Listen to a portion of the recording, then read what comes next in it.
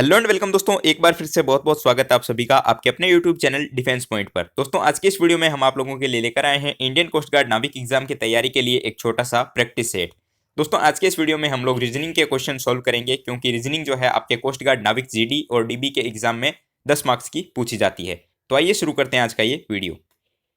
दोस्तों इससे पहले कि वीडियो शुरू करें, अगर आप लोगों ने अभी तक हमारे चैनल को सब्सक्राइब नहीं किया तो उसको सब्सक्राइब जरूर से कर लें और बेल आइकन को प्रेस कर लें, ताकि आपको हमारे द्वारा दिए जाने वाले सभी लेटेस्ट अपडेट्स मिलते रहें। तो देखिए पहला प्रश्न है कि चूज ए सिमिलर वर्ड। नीचे आप लोगों को 3 वर्ड दिए गए हैं, जिसमें 3 सिटी है, कोलकाता, मुंबई और मैंगलोर। इनके लिए जो है आपको चारों ऑप्शन में से एक समान वर्ड खोजना है कि इन चारों में जो है एक प्रकार की समानता आ जाए। तो देखिए आपके ऑप्शन क्या क्या हैं। पहला ऑप्शन है हैदराबाद, दूसरा ऑप्शन है दिल्ली, तीसरा ऑप्शन है कोचीन और चौथा ऑप्शन है जयपुर। तो इसमें से जो है वो कोचीन राइट आंसर हो जाएगा। क्यों हो जाएगा? तो देखिए कोलकाता, मुंबई और मैंगलोर, इन तीनों में जो है वो पोर्ट है। ठीक है, पोर्ट यानी किसे बोलते हैं? पोर्ट, बंदरगाह को जो है वो पोर्ट बोला जाता है। ठीक है, तो कोचीन में भी जो है वो आपके पोर्ट है, इसलिए कोचीन जो है इसके लिए राइट आंसर हो जाएगा। तो ऑप्शन सी जो है इसका करेक्ट आंसर होगा। आइए देखते हैं अगला प्रश्न। अगला प्रश्न है कि जिस प्रकार 6 का संबंध 18 से है, ठीक उसी प्रकार 4 का संबंध किससे होगा? ठीक है, 6 का संबंध 18 से अब देखिए किस प्रकार है।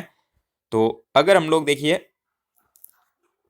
6 को अगर 6 से गुणा करें और उसको डिवाइड कर दें 2 से, ठीक है, तो अब क्या आएगा? देखिए 6 इंटू 6 36 हो जाएगा, और 36 को अगर हम लोग 2 से डिवाइड करेंगे तो 18 आ जाता है। ठीक है, तो 6 हो गया रिलेटेड 18 से। ठीक उसी प्रकार देखिए 4 को हम लोग 4 से इंटू करेंगे तो 16/2।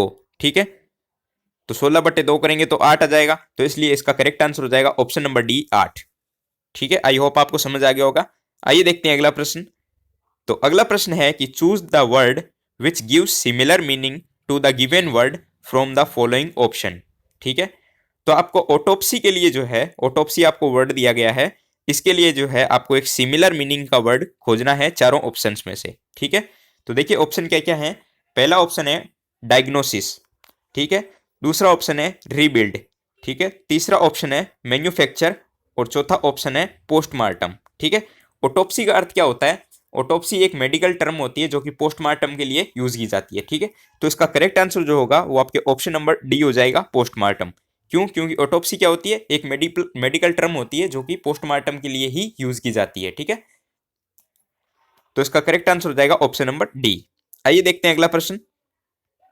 अगला प्रश्न है कि जिस प्रकार ग्रेन का संबंध स्टॉक से है, ठीक है, ठीक उसी प्रकार स्टिक का संबंध किससे होगा? ठीक है, जिस प्रकार हम लोग अनाज का जो है वो स्टॉक कर सकते हैं अनाज का, ठीक उसी प्रकार स्टिक जो है वो बंडल में रहती है। ठीक है, तो इसका करेक्ट आंसर जो हो जाएगा वो ऑप्शन नंबर ए बंडल हो जाएगा। क्यों? क्योंकि देखिए अनाज का जो है स्टॉक होता है, ठीक उसी प्रकार स्टिक लकड़ियों का क्या होता है? बंडल होता है, तो इसलिए जो है स्टिक का बंडल हो जाएगा। तो इसका करेक्ट आंसर होगा ऑप्शन नंबर ए बंडल।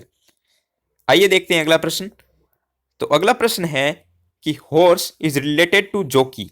ठीक है, तो कार किससे रिलेटेड होगी? यानी कि जिस प्रकार हॉर्स का संबंध जॉकी से है, ठीक उसी प्रकार कार का संबंध किससे होगा? अब जॉकी किसको बोलते हैं? तो जॉकी जो है घोड़ा चलाने वाले को जैसे जॉकी बोला जाता है। ठीक है, तो उसी प्रकार कार के ड्राइवर को क्या बोला जाएगा? ठीक है, तो कार का अगर जो ड्राइवर होता है उसको चौफर बोला जाता है। ठीक है, तो इसका करेक्ट आंसर होगा ऑप्शन नंबर ए चौफर।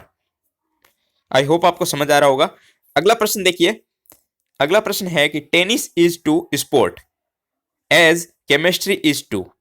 जिस प्रकार टेनिस एक खेल है, ठीक उसी प्रकार केमिस्ट्री क्या है? ठीक है, तो देखिए स्पोर्ट में जो है वो टेनिस आता है। ठीक है, यानी कि स्पोर्ट का एक भाग है टेनिस। क्यों? क्योंकि स्पोर्ट में जो है वो टेनिस आता है, क्रिकेट आता है। ठीक उसी प्रकार देखिए देखिए साइंस में जो है वो केमिस्ट्री आती है। ठीक है, तो साइंस में जो है केमिस्ट्री, बायोलॉजी, फिजिक्स आती है।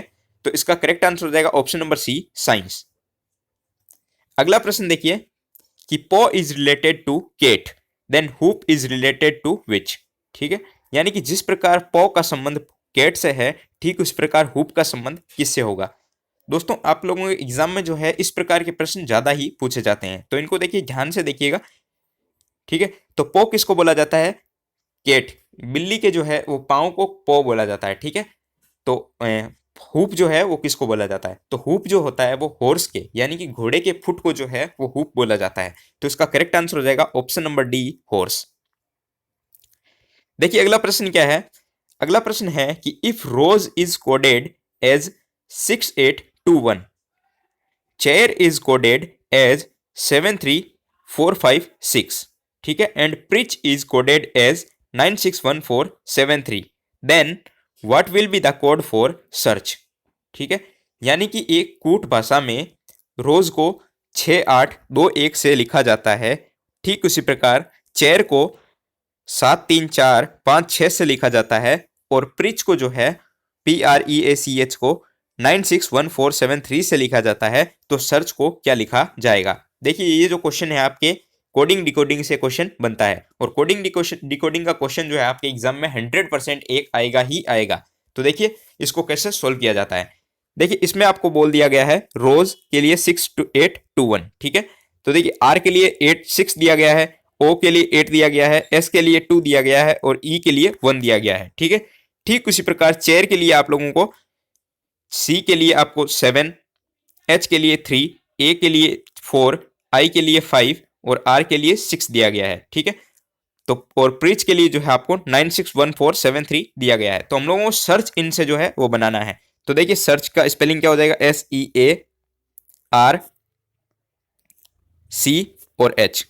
तो इन वर्डों को हम लोगों को देखना है और उनमें से जो है हम लोगों को चूज करना है, ठीक है। तो एस देखिए किस में आ रहा है, ठीक है। एस जो है वो रोज में आ रहा है, कौन सा नंबर पे है, 3 नंबर पे है। तो देखिए रोज को कैसे लिखा जा रहा है, 6821, ठीक है। तो एस का वर्ड क्या हो जाएगा, 2, ठीक है, नीचे लिख देता हूं 2। अब देखिए अगला वर्ड क्या है, ई, ठीक है। ई को देखिए रोज में 1 नंबर दिया गया है, ठीक है। ए को देखिए क्या दिया गया है, चेयर में देख लीजिए आप, तो चेयर में जो है आपको दिया गया है 4, ठीक है। आर देखिए, अब आर जो है आपके रोज में है, ठीक है, तो इसका आर हो जाएगा 6। और सी जो है आपके प्रीच में दिया गया है, जिसके लिए 7 वर्ड को यूज किया गया है, ठीक है। और एच देखिए आपके CHAIR चेयर में देखिए 3 जो है वो इसमें दिया गया है, ठीक है।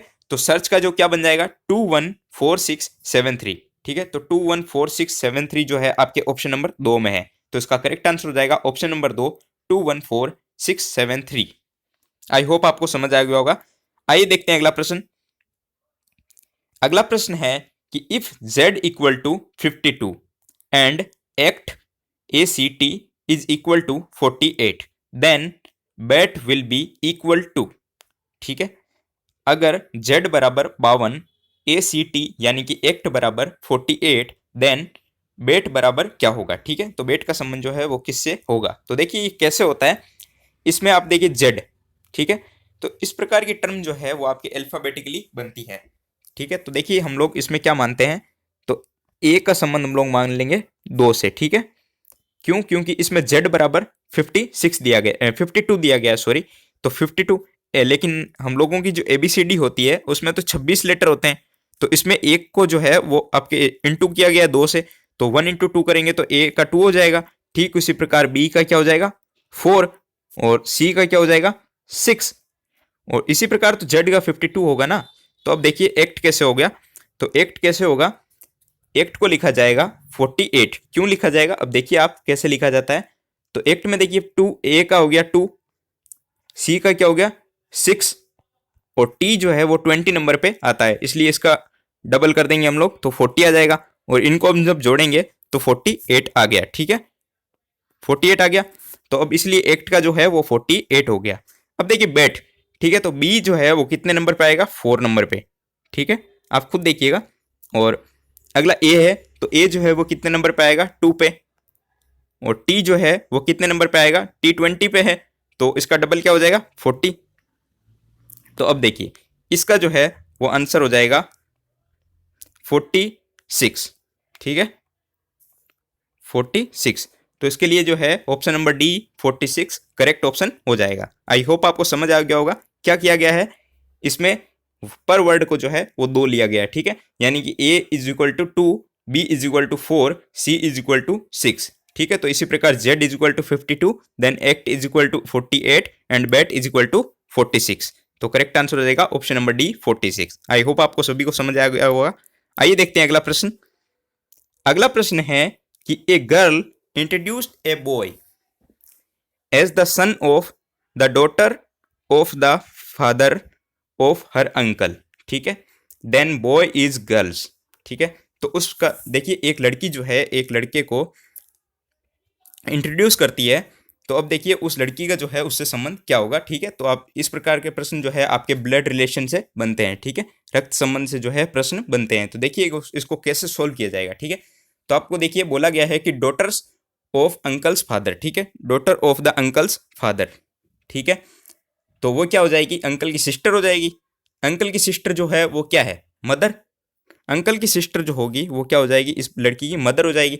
मदर हो जाएगी तो मदर जो है उसका बेटा, यानी कि माँ का बेटा क्या होगा, भाई तो लगेगा ना। तो इसलिए इसका करेक्ट आंसर हो जाएगा ऑप्शन नंबर ए, ब्रदर। अगला प्रश्न देखिए कि 3 of the following 4 are alike in a certain way and hence form a group, which is the one that does not belong to the group. यानी कि इनमें से 3 जो है वो कोई समान है और इनमें से जो एक है वो इनमें अलग हो जाता है, ठीक है। तो वो कौन सा अलग ग्रुप में हो जाएगा, ठीक है। तो अब देखिए आपके ऑप्शन क्या क्या दिए गए हैं, शर्ट, शू, रिंग और ऑप्शन नंबर डी कोबलर, ठीक है। तो इसमें आप खुद देखिए कौन सा जो है इसमें अलग हो जाएगा, ठीक है। तो इसमें जो है वो कोबलर अलग हो जाएगा। कोबलर का अर्थ क्या होता है, मोची, ठीक है। बाकी चीजें देखिए शर्ट, शू और रिंग, ये तीनों जो है वो नॉन लिविंग थिंग है, यानी कि निर्जीव वस्तुएं हैं। लेकिन कोबलर जो है वो एक सजीव है, ठीक है। तो कोबलर जो है वो ह्यूमन बीइंग होने के कारण इससे अलग हो जाएगा और बाकी सब गुड्स यानी कि वस्तुएं हैं इसलिए वो अलग हो जाएगी। तो इसका करेक्ट आंसर होगा ऑप्शन नंबर डी, कोबलर। देखिए अगला प्रश्न क्या है कि choose the word which is least like the other word in A group, ठीक है। तो इसमें से आपको जो है अलग छांटना है। तो अब देखिए क्या होगा इसका आंसर, ठीक है।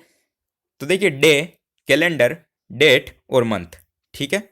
तो इसमें से जो है वो कैलेंडर ऑप्शन अलग हो जाएगा। क्यों हो जाएगा, अब देखिए डे, डेट और मंथ ये तीनों जो है वो कैलेंडर के ही पार्ट हैं। All other are part of a calendar, then calendar इसमें से अलग हो जाएगा क्योंकि बाकी सब जो है डे, डेट और मंथ वो कैलेंडर के ही पार्ट हैं, इसलिए कैलेंडर जो है इसका अलग आंसर हो जाएगा। तो ऑप्शन नंबर बी जो है इसका करेक्ट आंसर होगा। देखिए अगला प्रश्न क्या है, अगला प्रश्न है कि 12 is related to 30 then 14 is related to which one, ठीक है। जिस प्रकार 12 का संबंध 30 से है ठीक उसी प्रकार 14 का संबंध किससे होगा, ठीक है। तो अब देखिए 12 का संबंध 30 से किस प्रकार होता है, ठीक है। तो 12 का संबंध देखिए अगर हम लोग 2 से इंटू करते हैं तो 24 हो जाएगा। तो 24 तो हो नहीं रहा है क्योंकि 30 आ रहा है। तो अगर 3 से इंटू किया जाए तो 12 3 36 हो जाएगा। इस प्रकार के प्रश्न को देखिए हम क्या करते हैं कि इसको 12 को इंटू करेंगे 2.5 से, ठीक है। तो क्या आ जाएगा 30। 12 को जब हम 2.5 से इंटू करेंगे तो 30 आ जाएगा। ठीक उसी प्रकार हम लोग जब 14 को 2.5 से इंटू करेंगे तो क्या आएगा 35, ठीक है। 35 ही आएगा ना, हाँ 35 आ जाएगा, ठीक है। तो इसका करेक्ट आंसर हो जाएगा option number C, 35। I hope आपको समझ आ गया होगा। क्यों, क्योंकि देखिए 12 को हम लोग जब 2.5 से इंटू करते हैं तो 30 आ गया। ठीक उसी प्रकार 14 को 2.5 से इंटू करेंगे तो 35 इसका आंसर आ जाएगा। तो इसका करेक्ट आंसर हो जाएगा ऑप्शन नंबर सी। देखिए अगला प्रश्न क्या है कि if into means divide and minus means into and divide means plus and plus means minus, then आपको ये इक्वेशन सॉल्व करनी है, ठीक है। तो इक्वेशन इसमें जो है आपके कैसे होगा, बोर्डमास रूल के हिसाब से हम इसको सॉल्व करेंगे, ठीक है। तो देखिए कैसे करना है, ठीक है। पहले आपको इक्वेशन क्या दी गई है वो आपको देखना है, ठीक है। तो पहले आपको इक्वेशन लिखनी है 3 minus 15 divided by 19 into 8 plus 6 is equal to question mark. तो अब देखिए इसको हम जब सॉल्व करेंगे तो कैसे होगा, ठीक है। पहले तो हम लोगों को ये टर्म अप्लाई करनी है, ठीक है। तो 3 माइनस को क्या बोला गया है इनटू, ठीक है। तो इसको हम 15 कर देंगे। डिवाइड को क्या बोला गया है प्लस, तो इसको हम प्लस कर देंगे, ठीक है। अब देखिए इनटू को बोला गया है डिवाइड, तो डिवाइड, प्लस को क्या बोला गया है माइनस, तो माइनस, ठीक है। तो अब क्या आएगा, अब देखिए 15 को जब हम इंटू करेंगे 3 से तो क्या आ जाएगा 45, 45 प्लस 19 हो जाएगा, ठीक है। इसको मैं शॉर्ट में बता देता हूँ। देखिए 45 प्लस 19, ठीक है, बाकी सेम एज इट इज रह जाएगी, डिवाइडेड बाई 8 माइनस 6, ठीक है। अब देखिए इसको अब जोड़ते हैं तो 64 डिवाइडेड बाई 8 और माइनस 6, और इसको अब जब डिवाइड करेंगे तो क्या आएगा, 8 माइनस 6 इज इक्वल टू 2। तो 2 है जो इसका करेक्ट आंसर हो जाएगा। तो ऑप्शन नंबर सी जो है इसका क्वेश्चन का करेक्ट आंसर होगा। आई होप आपको समझ आ गया होगा। सबसे पहले हम लोगों ने क्या किया, इस टर्म को अप्लाई किया, उसके बाद जो है इसको बोर्डमास रूल के हिसाब से सोल्व किया, ठीक है। तो इसका करेक्ट आंसर क्या, ऑप्शन नंबर 2 C2, ठीक है। देखिए अगला प्रश्न क्या है। तो अगला और लास्ट प्रश्न देखिए कि what is 7 plus 7 divided by 7 plus 7 into 7 minus 7 is equal to question mark, ठीक है। तो क्या आएगा, देखिए इसको कैसे सोल्व करेंगे, ठीक है। इसके सोल्व करने के लिए हम लोगों को क्या बोला गया है, 7 प्लस 7/7, ठीक है, प्लस 7 इंटू 7 माइनस 7, ठीक है। तो अब देखिए इसको भी हम कैसे सोल्व करेंगे, 7 हो गया प्लस 7/7 कितना हो गया, 1, प्लस 7 इंटू 7 माइनस 7, ठीक है। तो अब देखिए इसको कैसे सॉल्व हो जाएगा, इसको जब हम सॉल्व करेंगे तो आएगा क्या, देखना 8 प्लस 49 माइनस 7, ठीक है। तो जब हम इसको सॉल्व करेंगे तो आपका आंसर आएगा 50, ठीक है। तो 50 किस में है, तो ऑप्शन नंबर सी 50 जो है वो इसका करेक्ट आंसर हो जाएगा, ठीक है। आई होप आपको सारे प्रश्न समझ आ गए होंगे कैसे इनको सॉल्व किया गया है। अगर किसी प्रश्न को लेकर आप लोगों को डाउट है तो नीचे कमेंट बॉक्स में हमें कमेंट में पूछ सकते हैं। अगर आपको इन प्रश्नों की पीडीएफ चाहिए तो आप हमारे टेलीग्राम चैनल को ज्वाइन कर सकते हैं, जिसकी लिंक आपको नीचे डिस्क्रिप्शन में दी गई है। मिलते हैं अगले वीडियो में, तब तक के लिए जय हिंद।